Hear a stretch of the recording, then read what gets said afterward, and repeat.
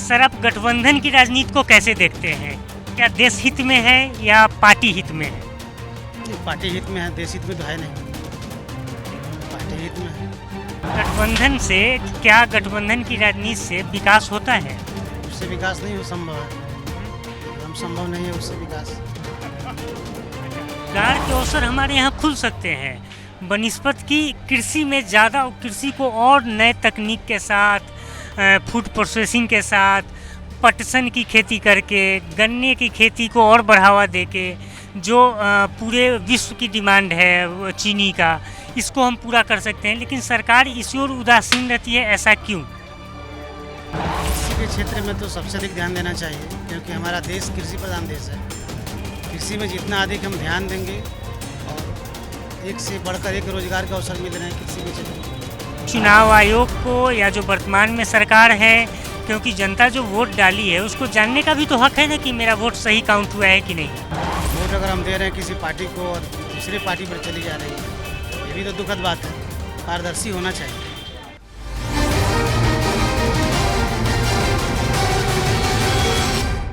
Sir, आप गठबंधन की राजनीति को कैसे देखते हैं? क्या देश हित में है या पार्टी हित में है? नहीं, पार्टी हित में है, देश हित में तो है नहीं। पार्टी हित में है। गठबंधन से क्या गठबंधन की राजनीति से विकास होता है? उससे विकास नहीं हो संभव है, एकदम संभव नहीं है उससे विकास। अच्छा, एक चीज़ बताइए, जैसे हमारी सरकार बार बार दावा करती है, कोई भी सरकार जो आती है, हम रोज़गार के अवसर खोलेंगे, रोज़गार देंगे, लेकिन हमारे सत्य बहुमत सतदेव चौधरी जी का मानना है कि रोज़गार के अवसर हमारे यहाँ खुल सकते हैं बनिस्पत की कृषि में ज़्यादा, कृषि को और नए तकनीक के साथ, फूड प्रोसेसिंग के साथ, पटसन की खेती करके, गन्ने की खेती को और बढ़ावा देके, जो पूरे विश्व की डिमांड है वो चीनी का, इसको हम पूरा कर सकते हैं। लेकिन सरकार इसी ओर उदासीन रहती है, ऐसा क्यों? कृषि के क्षेत्र में तो सबसे अधिक ध्यान देना चाहिए, क्योंकि हमारा देश कृषि प्रधान देश है। कृषि में जितना अधिक हम ध्यान देंगे और एक से बढ़कर एक रोजगार का अवसर मिल रहे हैं कृषि के क्षेत्र में। सरकार अगर चाहेगी तो कृषि के क्षेत्र में बहुत बड़ी विकास हो सकती है और रोजगार के भी अवसर बहुत हैं उसमें। अच्छा, एक चीज़ है कि जैसे जो हम लोग वोट करते हैं, अब इतने साल से उसी प्रक्रिया से हम लोग वोटिंग करते हुए आए हैं, हाँ, लेकिन क्या चुनाव में भी सुधार होने की प्रक्रिया है? जैसे पहले बैलेट पेपर था, अब ईवीएम आया, उसके बाद वीवीपैट आया, तो और भी जो लोग कहते हैं कि पारदर्शी चुनाव नहीं हुआ, तो क्या चुनाव आयोग को या जो वर्तमान में सरकार है, क्योंकि जनता जो वोट डाली है उसको जानने का भी तो हक है ना कि मेरा वोट सही काउंट हुआ है कि नहीं? एकदम सही चाहिए जानकारी। वोट अगर हम दे रहे हैं किसी पार्टी को और दूसरे पार्टी पर चली जा रही है, ये भी तो दुखद बात है। पारदर्शी होना चाहिए कि जनता समझे कि हमने वोट किसको दिया। अच्छा, अभी आपको माहौल क्या लगता है 2024 में? माहौल एकदम ठीक है। गुप्त रूप से लोग वोट दे रहा है, कह रहा है किसी और पार्टी को, लेकिन देगा किसी और को। वो माने गुप्त मतदान है और लोग गुप्त भी रख रहे हैं, माने जो आ रहा है उसको बोल रहे हैं, लेकिन देना है वो अपना तय कर चुके हैं किनको देना है। जी बिल्कुल, एक और चीज़। अच्छा, एक चीज़, एजुकेशन माने 70 साल से बीच में पहले कुछ ठीक था, जो हमारे माने पहले के टीचर हैं, पहले के लोग हैं, वो एजुकेशन हमारे सरकारी इंस्टीट्यूट से ही था, वो लोग अच्छे हैं। लेकिन अब एजुकेशन का क्यों इतना हरास हो गया है? पूरे देश की बात कर रहे हैं। हमको लग रहा है कि अगर इस पर सरकार ध्यान देगी तो एजुकेशन सिस्टम में भी सुधार आ सकता है। पहले स्कूल से ही पढ़ कर के बच्चे बड़े बड़े ऑफिसर बन जाया करते थे। आज के समय में सरकारी स्कूल को छोड़ दीजिए, प्राइवेट में भी जाइए, उस एक से बढ़कर एक फीस उसमें हो गया है। फीस बहुत ज़्यादा है। फीस बहुत ज़्यादा है और साधारण आदमी तो पढ़ नहीं पाएगा। अमीर आदमी जो है वहीं पढ़ पाएगा आज के डेट में। वही आदमी पढ़ेगा क्या? वो अपना पैसे से कमाएगा। हाँ, वहीं जिसके पास अधिक पैसा वहीं पढ़ पाएगा, वहीं उच्च शिक्षा हासिल कर पाएगा। साधारण आदमी के बस का अब नहीं रहा, अब ये ध्यान दे नहीं रही है। सर का कहना है कि आम व्यक्ति, साधारण आम नागरिक आज के डेट में एजुकेशन अफोर्ड नहीं कर सकता है, बच्चों को पढ़ाने में जितना महंगा हो गया है। तो सरकार को इस ओर ध्यान देना चाहिए जो सतदेव चौधरी जी कहते हैं कि शिक्षा और स्वास्थ्य को मुफ्त किया जाना चाहिए, जिसको भी ज़रूरत हो शिक्षा और स्वास्थ्य उनको मिलना चाहिए। सर एक चीज़, ये जो चुनाव से पहले महंगाई का और एक नया मुद्दा चला है जातीय जनगणना का, इसको आप कैसे देखते हैं? जातीय जनगणना से क्या विकास संभव है, हो पाएगा? जातीय जनगणना से हमारे ख्याल से विकास संभव नहीं है। जातीय लेकिन जनगणना दावा तो जो लोग करवा रहे हैं यही कह रहे हैं कि उससे उससे फायदा राजनीतिक पार्टी को होगा, जो किस क्षेत्र में किस जाति के अधिक लोग हैं उसी हिसाब से टिकट का बंटवारा किया जाएगा, वो पार्टी उसकी जीत जाएगी। क्योंकि बिहार में हुआ, यूपी में हुआ, हर जगह हम देख रहे हैं जहाँ तक है जातीय बोलबाला तो चल रहा है। नहीं, जाति है तो रहेगा ही, अब जाति नहीं होता तो नहीं चलता। लेकिन एक और चीज़ है, जैसे हम समझ नहीं पा रहे हैं कि जातीय जनगणना से मान लीजिए जिस इलाके में अगर किसी एक समुदाय के लोग हैं कास्ट के, वहाँ पे आप टिकट दे दें, ऐसा तो है नहीं हमारे कि उन्हीं को एक विधानसभा बना दिया जाए कि वहाँ से जीत के आ जाए। तरह तरह के लोग हैं, अगर कोई एक समुदाय एक कास्ट के लोग अगर बहुत अधिक संख्या में है तो बाकी सब तो एक साथ मिल सकते हैं ना, इसका भी तो खतरा है। एकदम खतरा तो है, होना चाहिए। अब जैसे बिहार में आया है कि यादव बहुत ज़्यादा संख्या में है, तो वो सरकार कैसे बना लेंगे? मान लीजिए अगर बाकी सारे लोग एक साथ आ जाएं, ओबीसी में और जातियां हैं, तो बाकी लोग अगर एक साथ आ जाएं तो इससे, लेकिन ये लोग दावा ये कर रहे हैं ना कि इससे आर्थिक विकास होगा, उन्नति होगा। ये कैसे होगा? माने नेता कैसे, वो लोग जश्न भी मना रहे हैं कि जातीय जनगणना हम करा दिए, बहुत अच्छी बात है, होना चाहिए, पता होना चाहिए, लेकिन इससे विकास कैसे होगा ये नहीं समझ पा रहे हैं। मुझे भी समझ में नहीं आया, विकास तो संभव मेरे ख्याल से नहीं।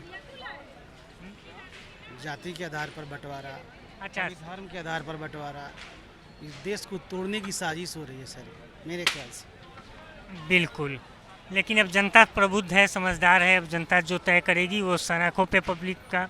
लेकिन एक चीज़, सत बहुमत पार्टी का मूल सिद्धांत है कि जो हम लोग सांसदों के बहुमत से जो सरकार चुनते हैं, 272 का जो जादुई आंकड़ा है, उसके बजाय सतदेव चौधरी जी का सत बहुमत का मानना है कि सांसदों के बहुमत से न बल्कि पब्लिक के बहुमत से, क्योंकि जो पार्टी जीती है उसके कई सांसद हारे भी हैं, उनका भी वोट काउंट होना चाहिए।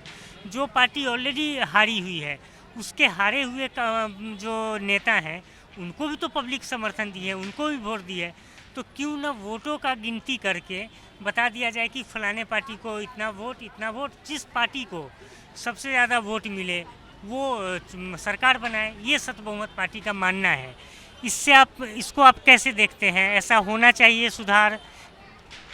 ऐसा होना चाहिए, तो फिर इससे जाति पात और सारा कुछ उठ जाएंगे लोगों को। मानकर चलिए कि अगर एक एरिया से 10 कैंडिडेट खड़ा हुआ है, उसमें से एक कैंडिडेट को मिल गया है सबसे अधिक वोट, और वो बाकी लोगों को अगर जोड़ा जाए तो उनसे तो अधिक पड़ेगा ना। हाँ, तो पार्टी का हम लोग काउंट करके बता दें सरकार की, काउंट करके बता दें कि किस पार्टी को कितना परसेंटेज वोट मिला है, उस हिसाब से सरकार बने तो ये तो अति उत्तम है। तो यही सिद्धांत है सत बहुमत पार्टी का। एकदम सही सिद्धांत है सत बहुमत पार्टी का, एकदम सही सिद्धांत है। आप समर्थन दे रहे हैं सत बहुमत? क्यों नहीं देंगे, हर हाल में। और उनका मानना है कि देखिए सरकार कई चीज़ फिजूल खर्ची करती है जिससे भी महंगाई बढ़ता है और लोगों पे टैक्स का भी दबाव बढ़ता है। तो अगर सरकार अपना खर्चा कम करे तो लोगों से टैक्स भी कम लेगी। ये सब उनके विचार हैं अपने। एकदम सही विचार है। सरकार अगर एजुकेशन और स्वास्थ्य फ्री होना चाहिए, सरकार अगर अपना खर्च में कंट्रोल करेगी तो महंगाई पर तो असर पड़ेगा, कुछ कम होगा और महंगाई, भ्रष्टाचार पे भी असर भ्रष्टाचार पर भी असर पड़ेगा। और चूँकि पब्लिक की चुनी हुई सरकार होगी, उनका मानना है पब्लिक की चुनी हुई सरकार होगी तो वो पब्लिक हित में काम करेगी। जब गठबंधन की सरकार होगी तो गठबंधन दलों के हित का काम करती है। सही बात है। गठबंधन वाली सरकार गठबंधन का पहले विकास करेगी। आप और आपके जैसे व्यापारी समूह के लोगों को आप आग्रह कीजिएगा सत बहुमत पार्टी से जुड़े। सतदेव चौधरी जी हैं, चांदनी चौक से चुनाव लड़ रहे हैं, उनको समर्थन दीजिए। धन्यवाद। ठीक है, बहुत बहुत धन्यवाद। जी सर बहुत बातों से समर्थन रखते हैं और यहीं पे रह के अपना कारोबार करते हैं, यहीं के अब निवासी हैं, मतदाता हैं और ये तमाम काम कर रहे हैं सर यहाँ पे, और सत बहुमत के लिए लोगों को जागरूक भी करते हैं, बताते रहते हैं और ये तमाम चीज़ों से अवेयर रहते हैं कि आखिर देश दुनिया में चल क्या रहा है, हो क्या रहा है और उस पर चर्चा करते हैं। सर चीखते नहीं है, बहुत प्यार से और सौहार्द से अपनी बात रखते हैं, ये इनकी खासियत है। धन्यवाद, प्रणाम, नमस्ते। आप इसी तरीके से सत्य बहुमत पार्टी को आगे बढ़ाते रहिए, सत्य बहुमत चैनल को देखते रहिए, शेयर कीजिए, सब्सक्राइब कीजिए, लोगों तक पहुंचाइए। और इनके विचार अति उत्तम है। आज के दौर में जो राजनीति हो रही है, जात की हो रही है, जो सर बोले भी हैं कि कभी धर्म के नाम पे लोगों को बांटो, कभी जाति के नाम पे लोगों को बांटो, कभी गरीब अमीर में तो लोग बटा ही हुआ है, लेकिन कोई ये नहीं कहता है कि हम सब एक हैं, भारतीय हैं, चाहे कोई भी हो, हिंदू हो, मुस्लिम हो, सिख हो, ईसाई हो, कोई भी हो, किसी भी कास्ट का हो, सब भारतीय हैं। सबको रोजी और रोटी की ज़रूरत है, शिक्षा और स्वास्थ्य की ज़रूरत है। किसी को ये नहीं ज़रूरत है कि हम कितनी संख्या में हैं, इससे किसी को लेना देना नहीं है। तो ये तमाम चीज़ें हैं जो पब्लिक का मुद्दा सतदेव चौधरी उठा रहे हैं, और यही वजह है, इसी कारण से उनको अपार बहुमत, अपार लोगों का जन समर्थन मिल रहा है। धन्यवाद, प्रणाम, नमस्ते। सर आप गठबंधन की राजनीति को कैसे देखते हैं? क्या देश हित में है या पार्टी हित में है? पार्टी हित में है, देश हित में तो है नहीं, पार्टी हित में है। गठबंधन से क्या, गठबंधन की राजनीति से विकास होता है? उससे विकास नहीं हो संभव है, हम संभव नहीं है उससे विकास। रोजगार के अवसर हमारे यहाँ खुल सकते हैं बनिस्बत की कृषि में ज़्यादा, कृषि को और नए तकनीक के साथ, फूड प्रोसेसिंग के साथ, पटसन की खेती करके, गन्ने की खेती को और बढ़ावा देके, जो पूरे विश्व की डिमांड है चीनी का, इसको हम पूरा कर सकते हैं। लेकिन सरकार इस ओर उदासीन रहती है, ऐसा क्यों? कृषि के क्षेत्र में तो सबसे अधिक ध्यान देना चाहिए, क्योंकि हमारा देश कृषि प्रधान देश है। कृषि में जितना अधिक हम ध्यान देंगे, और एक से बढ़कर एक रोजगार के अवसर मिल रहे हैं कृषि के क्षेत्र में। चुनाव आयोग को या जो वर्तमान में सरकार है, क्योंकि जनता जो वोट डाली है उसको जानने का भी तो हक है ना कि मेरा वोट सही काउंट हुआ है कि नहीं। वोट अगर हम दे रहे हैं किसी पार्टी को और दूसरी पार्टी पर चली जा रही है, ये भी तो दुखद बात है। पारदर्शी होना चाहिए।